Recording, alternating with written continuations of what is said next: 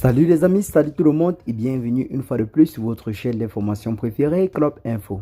Aujourd'hui, on s'étape pour une nouvelle note d'information du côté du Sahel, plus précisément au niveau de la frontière entre le Burkina Faso et la Côte d'Ivoire, où nous avons les tensions qui ne baissent véritablement pas. Depuis plusieurs mois, des tensions montent entre l'armée burkinabé et l'armée ivoirienne du côté de la frontière, notamment avec des affaires de violation du territoire et de la souveraineté nationale. Du côté de la frontière, c'est véritablement très chaud.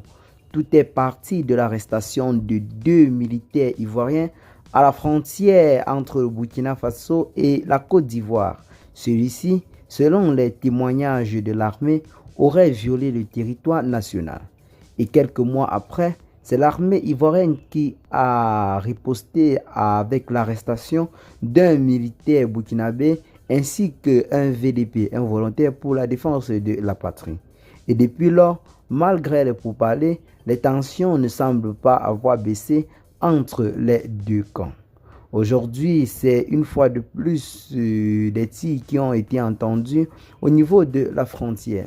Ce serait certainement des tirs nourris venant de la part de l'armée burkinabé qui était en quelque sorte en train de prévenir toute une colonne de l'armée ivoirienne arrivée certainement en renfort.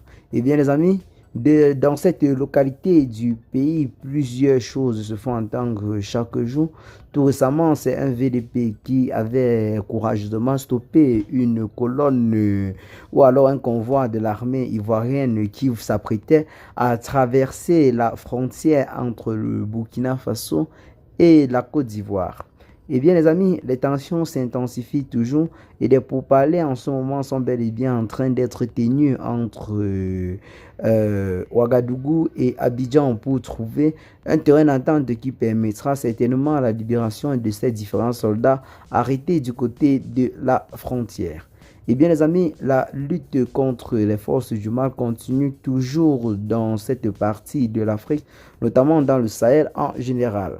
Et contrairement au Burkina Faso, la Côte d'Ivoire n'est pas très touchée par ce phénomène qui, depuis plusieurs années, asphyxie véritablement l'économie de ces pays touchés, à savoir le Burkina Faso, le Niger et le Mali.